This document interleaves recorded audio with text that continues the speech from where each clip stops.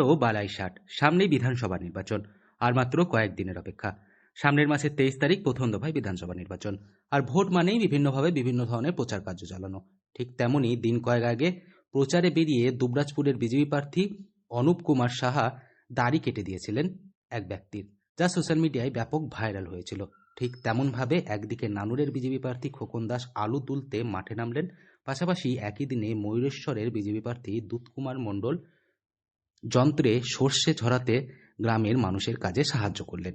মূলত চাষিদের অভাব অভিযোগ এবং তারা কি সমস্যার মধ্যে রয়েছে সেটা বুঝতে তারা এ কাজ করেছেন বলে জানান দুই প্রার্থী, যা নিয়ে কটাক্ষ করতে ছাড়েনি তৃণমূলের নেতৃত্ববৃন্দ।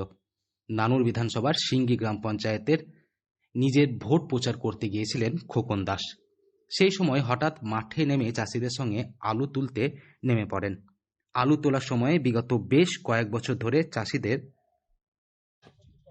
এই যে আলুর দাম না পাওয়ার জন্য তাদের যে দুরবস্থা নেমে এসেছে, এবং এই যে অকাল বৃষ্টি, এই বৃষ্টিতে এই লাগাতার 2-3 দিন ধরে যে বৃষ্টি, সেই বৃষ্টিতে সমস্ত ভুঁইয়া সব আলু দেখুন পচে যাচ্ছে।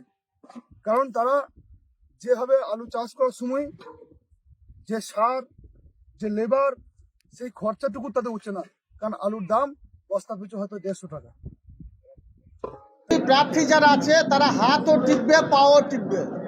আপনি যদি বলেন আপনাকে তেলও মালিশ করে দেবে, কারণ 365 দিন তারা মানুষের পাশে থাকেনি, মানুষের হয়ে কাজ করেনি। এখান